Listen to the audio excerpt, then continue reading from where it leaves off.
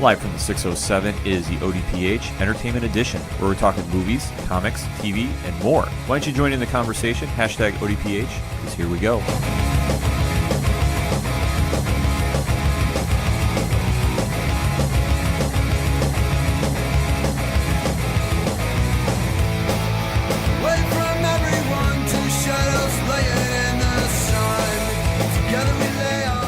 Welcome back to another edition of the Ocho Duro Parlay Hour Entertainment Edition. I am your host, Ken M. Sitting across from me this week is the one, the only, Padawan J. Hello, hello, hello. Folks, we have a lot to discuss. Let's waste no more time. Hashtag it up with us. Hashtag ODPHEE.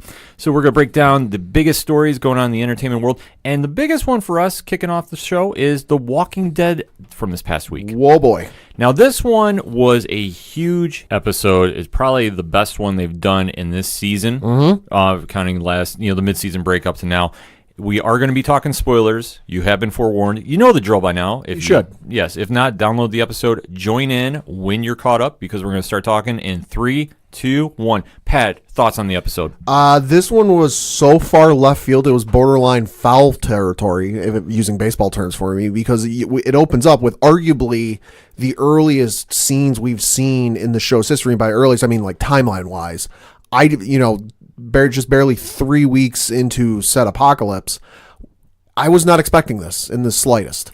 No, the episode centered around the origin of Alpha, who is the head of the Whisperers. Who's been through some ish. Absolutely. And you do see as the episode begins, they're at the point where the zombie apocalypse is just starting. And it's one of those things, like, you don't immediately pick up on it because they're in a warehouse-type building. It's a large room. They never quite say where it is, to my recollection. And you see a number on the pillar there. It says day 23. It's 21 or 23, something like that. And, noises are going off in the background. They're being silent. But then all of a sudden, you hear the emergency alert system. And that was the first thing I said to you when we were watching the episode. I'm like, oh, my God, Ken, that's the EAS. This is just starting. Yeah, this is just the time period is like, okay, this is really dating it back. Right, because, correct me if I'm wrong, because, we're on season 9, there's been a few episodes. To my recollection, the earliest we've ever seen now, I'm not counting the episode 1 opener with Rick and Shane in the police car.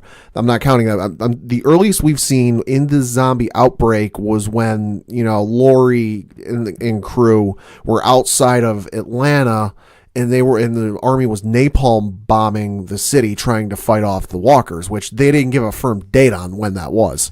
Well, technically on the actual Walking Dead show, yes. Right. Fear the Walking Dead is a whole different ballgame, and that's from the early onset of the zombie apocalypse from California, and then where they go from there. Right. So, I mean, yeah, if you want to break it down from that aspect, sure.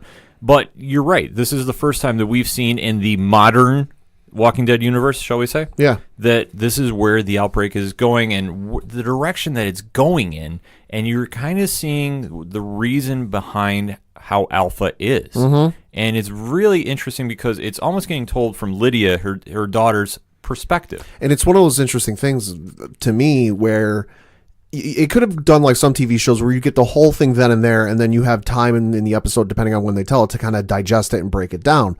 But it's almost like breadcrumbs in a trail. You're getting a little bit here and there, and it's getting broken up by other stories going on, being told in the episode, where something happens, you're like, okay, wait, why is this happening? How are we getting to this point? And then, no, we're going to move on to something else before we come back. Yeah, I mean, it's just teasing enough to the fans, and you're really seeing the time jumps from Daryl picking up on the information and Lydia explaining, what's wrong, not what's wrong, but trying to explain, like, her mom's mindset. And, and just, like, how she's come to be. And, you're really seeing just an in-depth, in-your-face, detailed version of how Alpha becomes Alpha. Mm-hmm. And it was very well done. I mean, the one thing that I really dug about this episode is it really just focused on Alpha. Yeah. You didn't jump around to Alexandria, then Hilltop, then Negan, then, all over the place.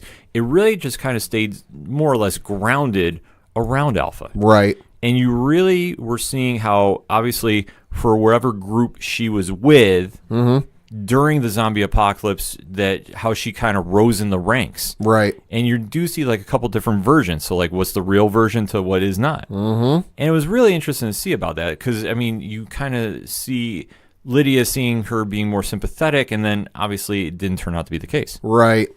I mean, it was one of the crazy things to just watch Alpha's progression where, you get the start of the episode and people are kind of concerned, but like they're not full blown, oh crap, we're up, what creek without a paddle. Mm-hmm. And then it slowly devolves into we're running out of food, we're running out of supplies.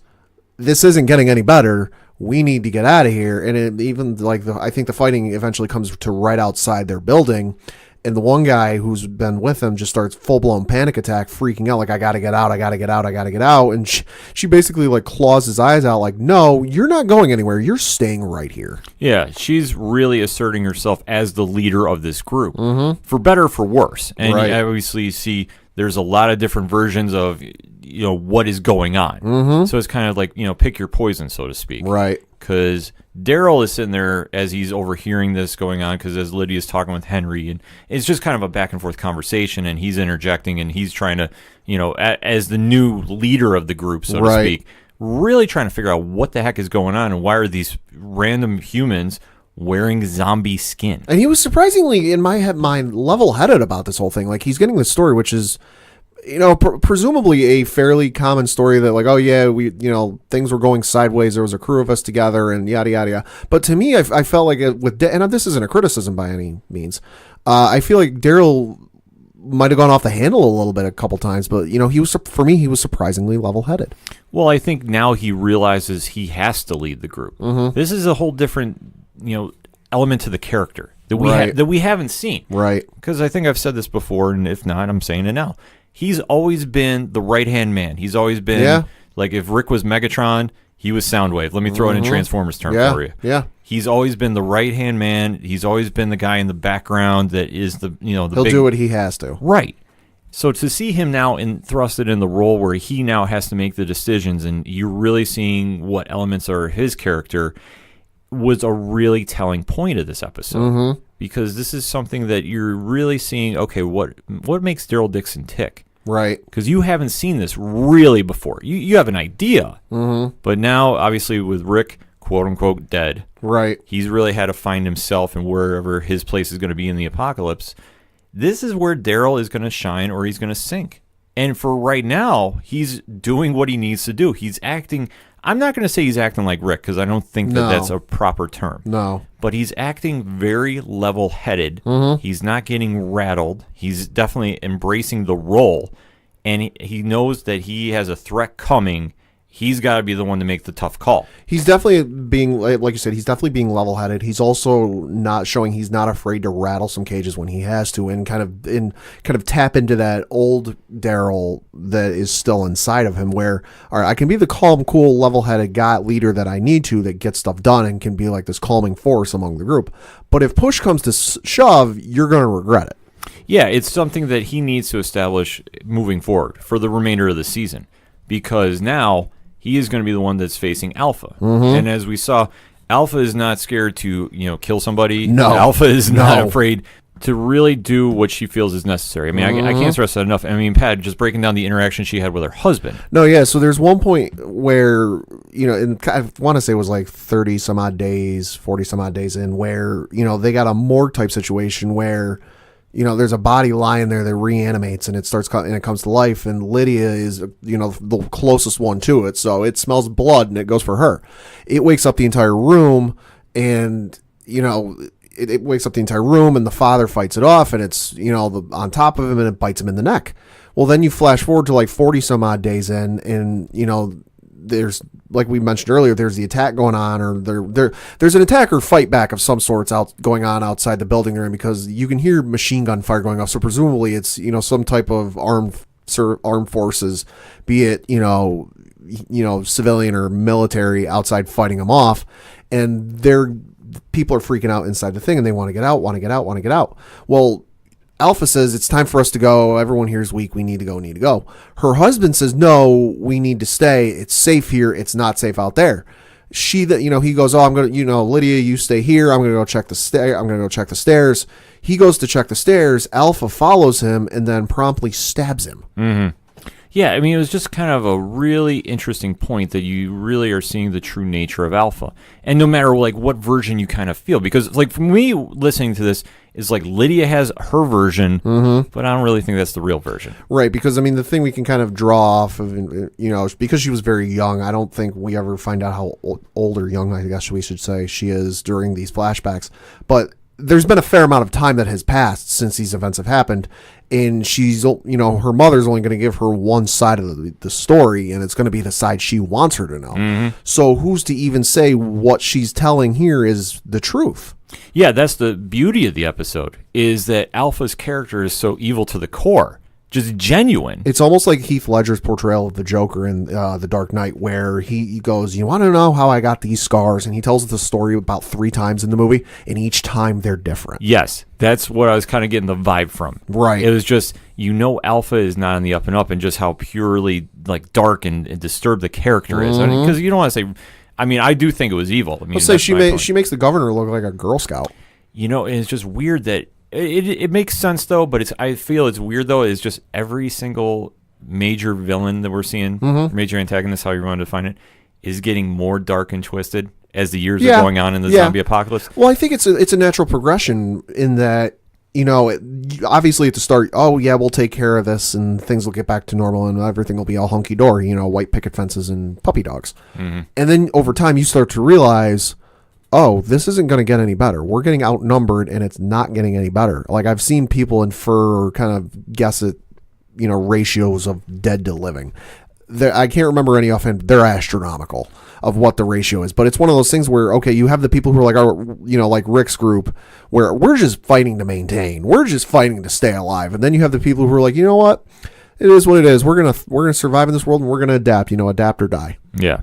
And obviously, one character that I think can be on the chopping block, in my opinion, is Henry. Yeah. He's killing me on this show. I know that he's supposed to be playing the Carl role and the young romance with Lydia, but it's like you see him at one point, he's like, he decides to release Lydia from the jail so she can get some air. And obviously, she's plotting to kill him. Oh, yeah. Until finally, she backs off because she feels she's being watched. So it's like, everything's not up and everything's getting worked. And this is just, how much of this is really a plan? Right. I'm almost thinking, and I know it hasn't been clarified, that Alpha wanted Lydia to get captured. I had the same feeling and I had the same thought because when we were watching the episode, and she's telling a very good story and it's a very believable story. And I'm sitting there, not even the fact of the whole mother, is she telling the truth or is it just what the mother told her to? How do we know she's not spinning a line of you-know-what just to get on their good side, just to get them to trust her, let her out, and then she can go bolt and go, all right, here's her stuff and here's where everything is. Yeah.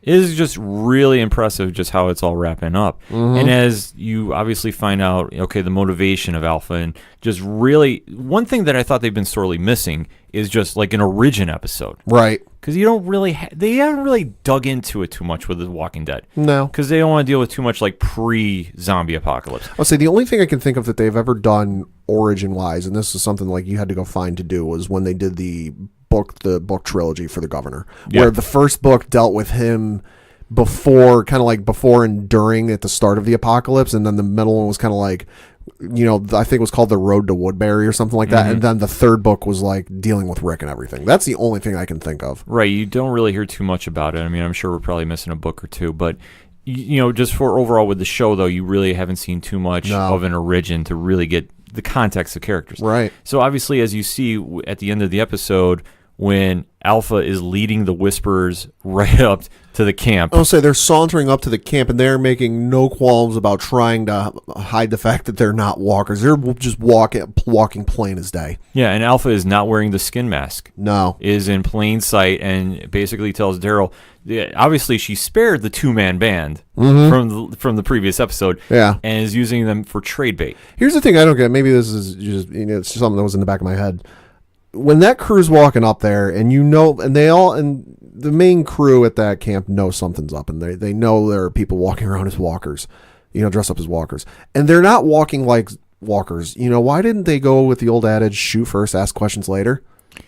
I think because Daryl was really trying to see what this enemy had. Okay. I think Daryl, I mean, the one thing is, like, Daryl is really kind of, dealing with everything going on, hearing the story and, like, translating what it means to him. And, like, his, obviously, he's had a very interesting past that they've touched upon lightly with Merle. Yep. That, obviously, I think he's kind of seeing, like, I'm not saying sympathizing by any means, but he's kind of more empathizing and getting, like, the perspective. So obviously, before he makes any rash decisions, he's kind of trying to get into that mindset of, like, okay, what's Alpha's move going to be? How do I need to play off this? So if I start shooting first, I mean, I have people out of my camp that are trying to do a rescue mission. That's true. Or he's, at least, I don't know if he knows that's going on. I would assume at this point he does. But obviously, when they bring the two-man band up and say, we'll do exchange for Lydia, this is where it really kind of goes to see what Daryl's leadership skills is going to be. And his negotiation skills. Yeah, because this can go very, very south very quick. It's going to go one of two ways. Okay, or not good at all. And this is the Walking Dead universe. So this is not going to go good at all. Nope. I don't see this ending very peacefully. No. But final thoughts on the episode before we close it up? Love the episode. Good to see an origin story and kind of give us, the reasoning and thought process behind a villain rather than just kind of giving us what they do and going, yeah, here, trust us. This is why they are. I agree. This one I thought was one of the best episodes, and I can't stress enough, like, for the past season, and I'll even say maybe a little bit of last season as well, too. This is one of the finest episodes they've done. This really explains the character that, unless you read the comics, you don't know. And you're really trying to understand the whole idea of, the monster inside is not the monster outside, which is really a kind of a interesting take on it, which I thought was fascinating. So we'll see what happens next week. But hit us up on that hashtag ODPHEE. What was your thoughts on this week's Walking Dead? We want to know. We're going to take a quick break. We'll be right back. Hey, this is Rob Kacharik from the band 607, Autopilot Off, and Walking Distance, and you're listening to ODPH.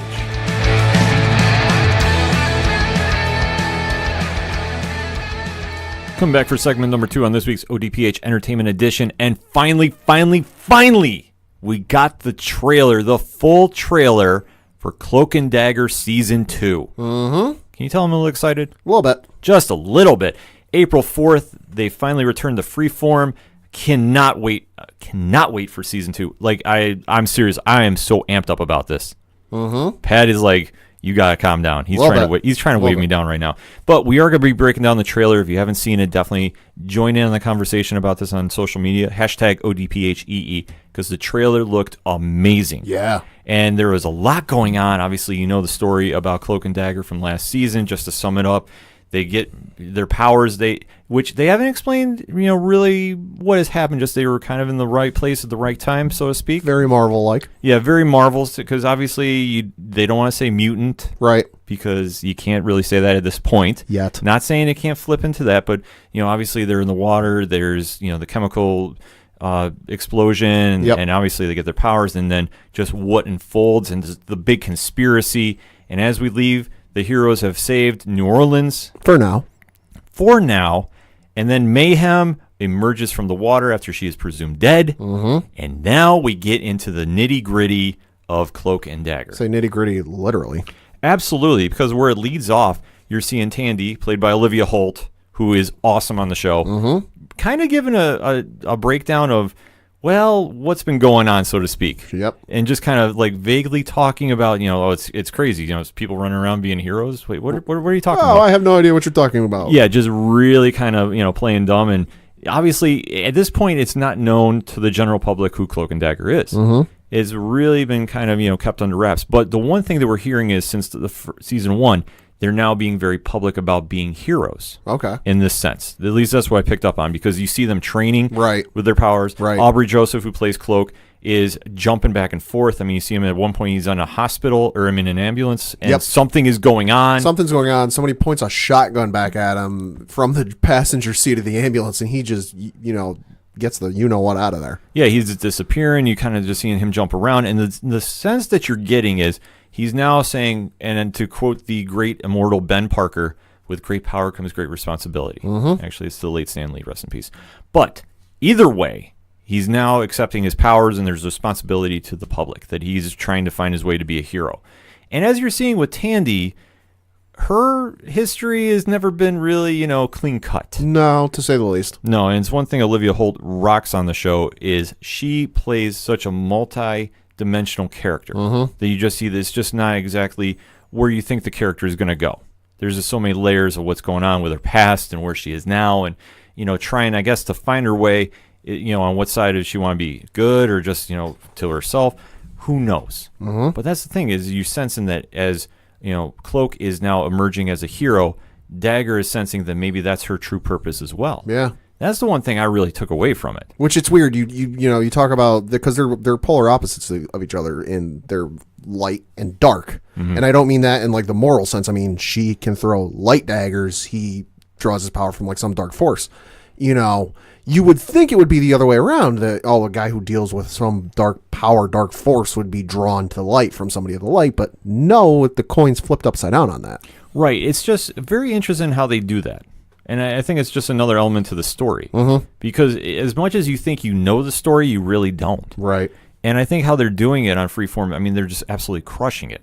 And to see where they're going with, I mean, obviously, the one thing they've kind of teased at a little bit with the trailer is they're going to be dealing with people involved with human trafficking. Human trafficking, I think I saw some drug paraphernalia in there as well. Right, which plays up to what they do in the comics because, as we've said, Cloak and Dagger is not going to be the one to stop the cosmic threats. So we shouldn't expect them to show up and beat Thanos. No. Okay. You might see them maybe make a cameo and try, but they're not going to be the ones that do it. Okay. But they're the ones that obviously would deal with more, I always say, the grounded universe of the late Netflix universe. Sure, so like the Batrocks or such. Yeah, the ones that are more grounded. Okay. The ones that you would have seen in Punisher and Jessica Jones, who were just canceled too as we're recording. Yep. That this is where you're going to see how they really just kind of deal with the human element. And even though people don't have powers, they're still dangerous. And you're really seeing where they're going to be implementing their powers to go against their threats, which I think is going to be really interesting to see because now instead of just the feeling out process of just okay what's going on, they've now had time to actually work on it. You see Dagger is making daggers and practicing throwing them, and you're seeing Cloak work on his disappearing act and really kind of exploring what his powers are because in the comics it's kind of really established as they go on. Cloak's powers are slightly different at this point. Sure. Slightly different. But as you see, he is getting his cloak at some point again, and they're really kind of stepping up and going, okay, where they're going to be focusing on with the season is this is their heroes, their year one, which I think is a very cool idea. Yeah.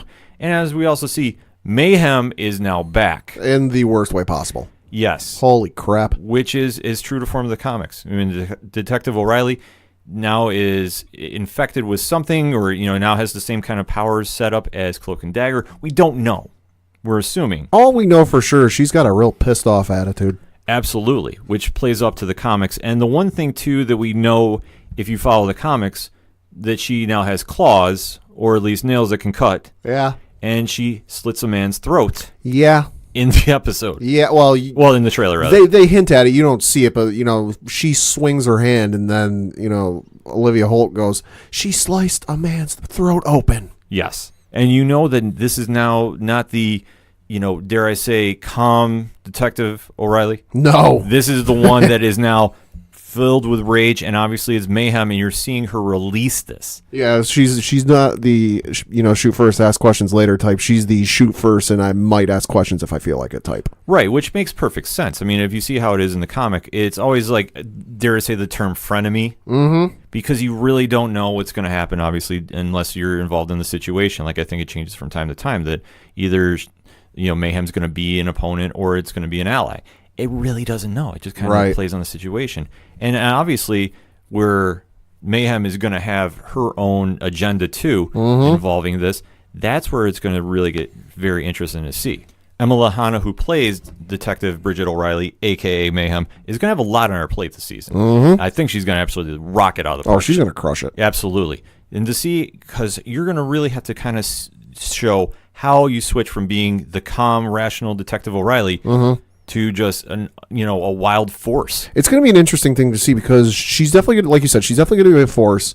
And I feel like she's going to be one of those villains where it's not like a Thanos where, Thanos shows up on screen, oh crap, what's going to happen? And it's not necessarily Alpha from Walking Dead, like we were talking, where Alpha shows up on screen and your skin kind of crawls out, and you get a little uncomfortable with what she might do. It's very much I feel like it's a very much, all right, what's she going to run through right now because nothing can stop her. Absolutely. And this is where it's going to be really interesting to see how it plays off Cloak and Dagger. Because at little points in the trailer, you do hear Tandy really trying to figure out, okay, do I side with Mayhem or am I going against? Because really, Mayhem's methods are not exactly your conventional superheroes. No. This is leaning more towards the Punisher aspect, the side of the coin, so to speak. Yeah. So obviously, Cloak is, you can sense that he is not on board with this kind of action. No. That's just kind of the early vibe we're getting from the trailer. And as you see, Tandy, a.k.a. Dagger, is going back and forth about really what her side is going to be. Right. I mean, obviously, you're not born into being a hero, you're made into a hero. Well, and especially you look at her past and her upbringing, it's not one, of an ideal hero's past or upbringing where, that sense of moral right that you would expect out of a hero is imbued in her. It's very much you talk about darkness and light. She's kind of in the twilight or in the in-between where she's done some bad stuff, but she's done some good stuff. And she's kind of, all right, push comes to shove, I got to pick one. Which way am I going? Yeah, and I think it just adds to the character. Because for this version that we see on Freeform, this is the one I honestly gravitate towards more than the comics. Sure. For me, this is kind of really making a lot more interesting television and a little more interesting character to follow. So it's almost like an updated telling. Yeah, it is, because I think to translate the characters, like I said, they've always had a cult following in comics. I mean, if you talk to any Marvel fan, they will tell you, yeah, we know who Cloak and Dagger is, obviously tied to the Spider-Man universe, but never really as standout characters. The one great thing that they've done with the show is they've made Dagger stand out so much. Yeah. And this season, one thing I'm really hoping they do is they flip the coin and make Cloak stand out. Right. It's almost like you think back to when the Ultimate Spider-Man comics were coming around, and there are people who prefer the original Spider-Man origin story, which is fine. But my generation and people my age kind of gravitated towards that Spider-Man because it was an updated telling for a modern time of his origin story. Right, and I think that's a great way to put it, Pat, because this is now the retelling of characters that have been around for many years. And to bring them to the limelight and to see where they go from here is really interesting to see. Yeah. I'm excited about the season because obviously season 1 was a sleeper hit in my opinion because we didn't know what we were going to get. Right. And to see how great it was done with the writing and the acting and just really for Freeform, you didn't really think, okay, it was going to be as, dare I say, in your face as it was, and just as brutally honest as the show could be, which I applaud them for doing. Yeah, and especially when you talk about a network like Freeform, and you sit there and watch the show, and you look at ads for some of their other shows. If you're going to watch the first episode when it aired, and you're seeing ads for some of their other TV shows, you go, "Is this really going to be anything I'm expecting to kind of stick with?" Yeah, and it's just one thing that it was just such a pleasant surprise, especially with the soundtrack too. That's one thing we don't talk about enough is how good the soundtrack is for Cloak and Dagger. And obviously, I fully suspect season 2 is going to live right up to that bar set. So they've had a lot of time to pick out some songs. They have. The one real interesting thing, though, I'm more curious about how they're going to do this season is it going to be another grounded villain, or are they going to try maybe borrowing somebody from the MCU? They could.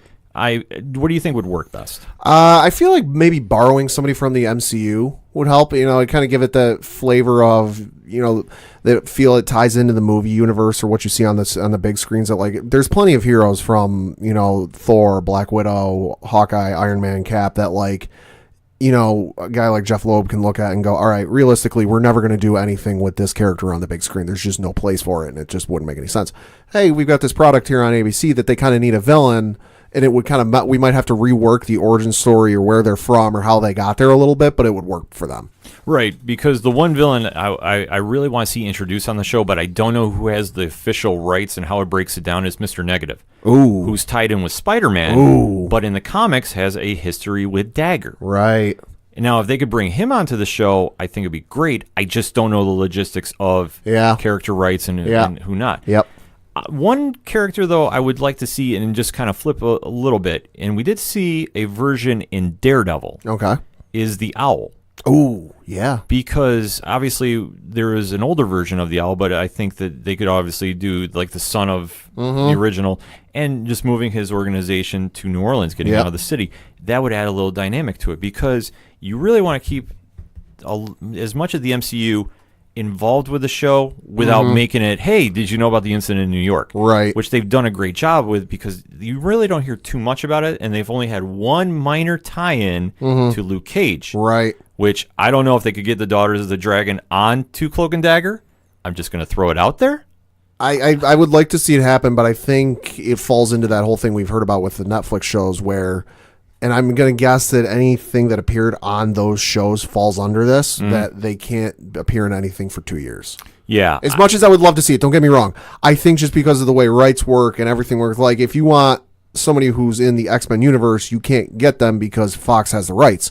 I feel like it falls under that same kind of banner where, you know, the Daughters of the Dragons, the two characters appeared under the Marvel Netflix banner, you know, because of that whole contract, they can't do anything for 2 years. The only reason I mention that is because if they mention Misty Knight, right, does that mean they could use the character on the show? That's the only one I was kind of like, maybe, because I don't know if they're allowed to cross-reference characters from, you know, obviously. That also might be one that, like, they go to Netflix, and Netflix is like, yeah, whatever, we don't care. It's not the big name, it's not the Luke Cage, you know. Right, which, I mean, if they could pull that off, that would be something, too. And then I know obviously, Freeform has a good relationship with Hulu. They, you know, they were airing Runaways. Is it possible for a crossover, maybe? Maybe. I mean, I would like to see it, but I don't know how that would play out. But overall, though, final thoughts on the trailer. Love the trailer. Something I'd like to see from this season is if this is in fact their year one storyline, I want to see something that's not your typical comic storyline where, you know, they kind of get thrusted into the limelight, so to speak, and they're instantly adored and everybody loves them. And at the same time, I don't also want to see they're trying to do the right thing, but inevitably something wrong happens and the public turns against them. I want to see something different. Don't give me this stereotypical year one comic storylines. I agree. And the one thing that the show has done very well, from the writing to the acting, is they've really kind of carved their own path. They really, you know, blaze their own trail, however you want to define it. Olivia Holt and Aubrey Joseph have absolutely crushed the role. And they're bringing a lot to the table, and I fully suspect we're going to get into more layers of Dagger's character, and I really want to see Cloak really emerge and kind of go into his character a lot, because it almost seems like he's going to be, you know, the one side of the fence that is trying to do everything right and, you know, play, you know, by the established, you know, quote unquote Spider-Man rules. That's why I always say that great power comes great responsibility. And obviously on the other side of the fence, you're going to have Mayhem, who is just plays by her own rules and is going to have to step up and do her own thing. This is where it's going to be really interesting to see where all these characters mix and how it shakes up, because I mean, one episode they might be allies, the others they might be opponents. This is where it's going to get so interesting, and I fully expect this season to just be so much better than season one, because that bar is set very high. I have no doubt they're going to knock it out of the park with this one too. Coming back April 4th on Freeform. Make sure you have your recording set for that. But hit us up on social media. Let us know what you think. Hashtag ODPHEE. What's your thoughts on Cloak and Dagger's return trailer? We want to know. We're going to take a quick break. We'll be right back.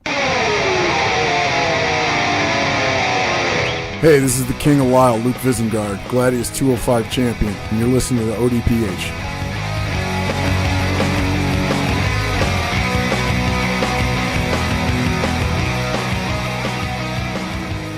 Coming back for segment number 3 on this week's ODPH Entertainment Edition, and we're going to kind of flip the script a little bit. There's a movie coming out as we're recording on Thursday. Yep. Fighting with My Family. Oh, boy. Pad, break it down for us. Well, in case you haven't heard about this movie, because it's, you know, it might be flying under some people's radars. This is the true life story of WWE superstar Paige and her family, you know, making a living as she's growing up in small venues around the country, while she and her brother dream of joining World Wrestling Entertainment, WWE, and kind of her journey of, you know, her life story of growing up in England to, you know, debuting on the grandest stage of them all the night after WrestleMania. Yeah, it's a really interesting story. It's going to be, you know, in the same vein as like a Rocky, you know, coming from nothing into you know, rising to the top, and just really fascinating to see how this plays out. Now, this has a very, very stellar cast. Yeah. Pat, break it down. Of course, it stars Dwayne "The Rock" Johnson playing himself. Also stars Lena Headey, of course, who you know as Cersei Lannister from Game of Thrones, playing Julia Knight. It stars WWE superstar Zelina Vega is in the movie as well. playing AJ Lee. It looks like Vince Vaughn is in the movie as well. Nick Frost is in the movie. It looks really good. Yeah, this one definitely flew under our radar for a little bit. Yeah. I mean, obviously we've done wrestling recaps here on the ODPH, so we do watch wrestling. Right, So, and being wrestling fans and following internet talk about wrestling, we knew the movie was getting done. Because they filmed one of the scenes after one of the episodes of Monday Night Raw, and we were like, oh, okay, we're doing a film about Paige's life. That could be interesting. yeah, so obviously to see how they're going to take it, and obviously, Dwayne Johnson has a lot to do with this. Oh, yeah. He's a producer on the film. I think it's his production company that's behind this. Right. So, I mean, obviously he's going to really want to make sure wrestling is represented the right way with this. So if you're doing a wrestling movie and you can have The Rock involved, I feel like this is the guy that, like, in some capacity, be a director, producer, whatever, you want The Rock involved because it's part of his blood and his family for decades. Yeah, if you're not too familiar with his wrestling past, I mean, he's a third generation superstar. Mm-hmm. So obviously he knows the life of pro wrestling, and he'll do it justice on the screen. Mm-hmm. And obviously to see Paige's story about how she emerged to come over and through NXT and up to WrestleMania, and just really see her character. Or I guess her real life, I shouldn't say character. Right. But just to see like how she has evolved and just the story behind it, I think is just very fascinating. Right, and how she just broke the mold, because you think, even if you don't watch wrestling these days, but if you used to watch wrestling in its big damn time, the heyday, if you will, of, the Attitude Era in the 90s, where you think of the superstars back then, and this isn't a knock against them in any way, shape, or form, but they were all very much, blonde, brunette, good looking, whatever. You have Paige come in, and she is the polar opposite of anyone that had been on, WWE in a woman's capacity to that point, where she's very much, the anti-girl, the goth girl, if you will, the rock clothes, the black hair, and she just doesn't fit that mold of what you would expect a female wrestler in WWE to look like at that time. I fully agree. In fact, I think her original gimmick was she was the anti-diva, which fits her to the key, because if you really go through the whole lineage of the WWE, I mean, and right now it's such a wonderful resurgence of women's wrestling. Right. The biggest pro wrestler on the planet is Becky Lynch, a.k.a. The Man, as that's her gimmick. But if you look at it and just how much talent is now in pro wrestling, period, for women, it's just phenomenal to see what they can do in the ring. Mm-hmm. And Paige was one of the original trailblazers for this. That, for the modern, resurgence of it, I should say. And to see, obviously, her go and her story come to the screen, this is a really big deal. Yeah. This is, obviously you hear about, okay, well, there's always stories based on a true story. Mm-hmm. Movies based on a true story, rather. Yeah. You always hear about that. But this one, I think, is going to connect a lot more to people than I think certain fans will think. Right. This one is just going to definitely be a little inspiring. It's going to be one that, I mean, you have an idea how it's going to end, especially if you watch wrestling. Yeah. But to see how they show if somebody has a dream and they want to succeed and what they do for it, and they go and they put in the work and see where they pay off, I think it's just a remarkable thing. I'm saying, especially this is if you have a dream and this is a field where you have to sacrifice everything, to get where you to end up in WWE and in WrestleMania and on the main event and in a main roster capacity. You can't just I'll give up Friday, Saturday, and Wednesdays, nights to go do wrestling. No, you're going to sacrifice 365, 7 days a week, every hour of the day. Oh, absolutely. I mean, it's a grind. I mean, for all those performers that put the time in to entertain. Yeah. This is a huge thing for them. I mean, and obviously to see, a story get presented to such a mainstream audience. Mm-hmm. I mean, everybody knows about pro wrestling. I mean, you can't go anywhere, even if you're a casual fan, you know what it is. Right, and you may not know it, but you've seen it. I mean, even myself growing up, when I was a kid, I didn't watch wrestling, but I remember seeing NWO, New World Order t-shirts everywhere. I didn't know what it was for, but I saw them everywhere. Oh, absolutely. So when wrestling has crossed over into mainstream pop culture, it's been a big deal. And they've kind of gone, in phases. Yeah. You go from, like Pat was saying, the NWO shirts, the Austin 316 shirts. That was another one. And then there was a kind of a little drop-off. And then you had The Rock. And then you had John Cena. And then you've had, certain superstars that have really kind of transcended. And now you're seeing that, especially with Becky Lynch, that you're seeing now it's starting to take over. And obviously you're drawing attention with Ronda Rousey coming over. And I know we're kind of segueing a little bit too much into the actual wrestling show. But bringing it back to the movie aspect, I think for a movie like this to get made is just an astonishment to just, the type of person Paige is, and what a great story it is that people should hear about, and just the impact she's done on the sport in her time. Like I said, when she was coming out, it wasn't the women's wrestling was not that big on the card. No. And it's not a slight to anybody that was wrestling. No. But it's just that's what it was at that time. But now, I mean, when she was in NXT versus Emma, who is Tennille Dashwood now in Ring of Honor, they were putting on great matches. And then you saw Charlotte and Becky Lynch and Sasha Banks. The ball got rolling there. Oh, so you think about even not just the last couple months, but 5-10 years ago, where a women's match, if it wasn't the Open, it'd be fairly low on the card. To now, the discussion for this upcoming WrestleMania is that the women will be the final match in WrestleMania. They'll be the main event of WrestleMania. It just shows how much women like Paige and Charlotte and Becky Lynch have really transcended and kind of elevated stuff. And if you can take this movie and open more eyes to it, hey, go for it. Absolutely. I mean, obviously, this is just such a big deal. And we can't stress it enough. I mean, it's just how impactful this movie is going to be. Just for inspiring somebody to say, hey, I can do this. This is my dream, and this is where I want to go with it. And say, anybody can do it if you put your mind to it and put the work in.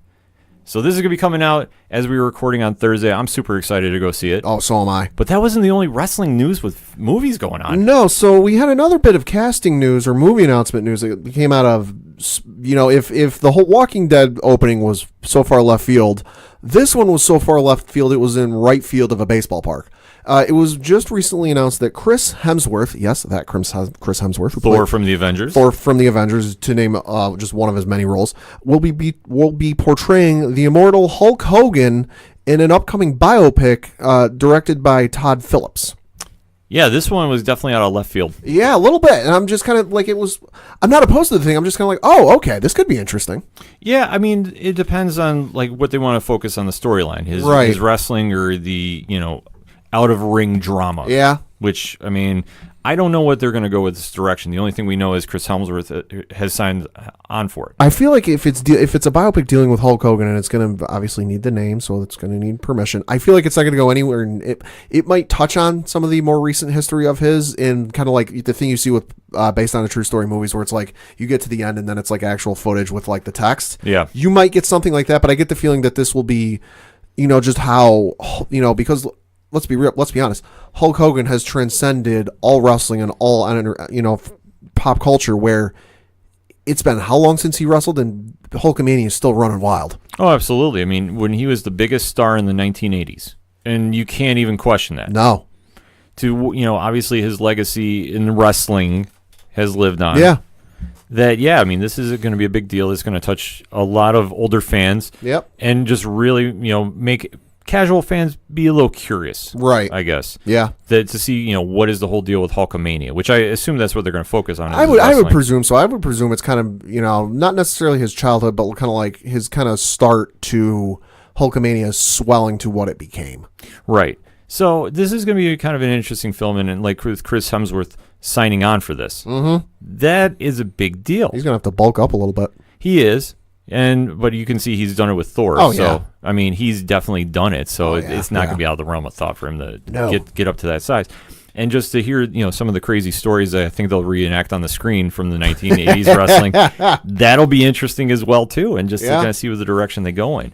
I mean, it's just so crazy to see that, like, now we have, another big wrestling film coming out next year. And obviously this one with Fighting With My Family.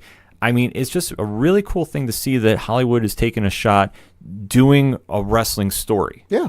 Because you don't really hear about that too much. There are a lot of stories that you could draw from and make into a movie. Oh, absolutely. I mean, you can go on and on. You can hit us up on hashtag ODPHEE and say who you think would make for a great movie coming out from a pro wrestler history. You can definitely see that. But I think, though, with this one, Fighting With My Family is going to set the benchmark. Yeah. Like I say, I'm not saying it's going to win a million Oscars. No. But what I think it's going to do is just really endear people to hear Paige's story of how she came up and really broke the mold for the time that she was in wrestling, and to see where she's, kind of started the ball rolling, and to see where it goes from here is going to be really something to watch. But let us know what you think. Hit us up on that hashtag ODPHE. What's your thoughts on Fighting With My Family? We're going to take a quick break. We'll be right back. Hey, what's going on, everybody? This is George Gatton, and you are listening to the Ocho Duro Parlay Hour Entertainment Edition.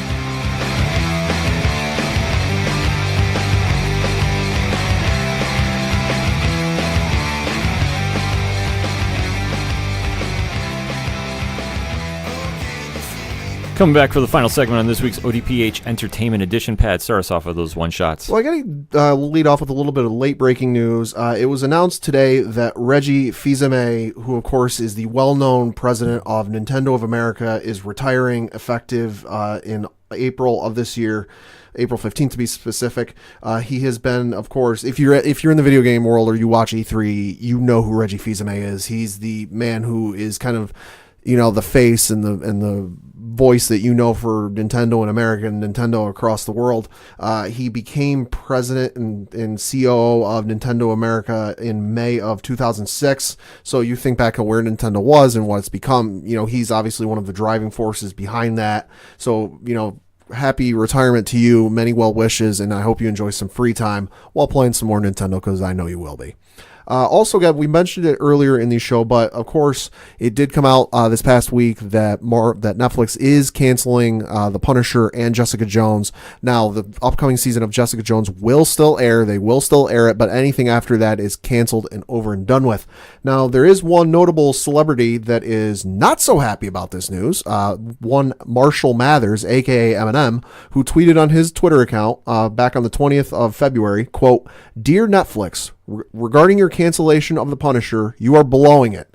Sincerely, Marshall," close quote. That I should note that was in all caps, so he's very much not happy about it. And there was an interesting article from Forbes magazine on their website that kind of got into why they're canceling this. And you get into the article and they bring up, is it because of Disney Plus? Because that is the streaming service that is coming some point this year from Disney, where it will feature, as we know, original Marvel content shows, among many other things.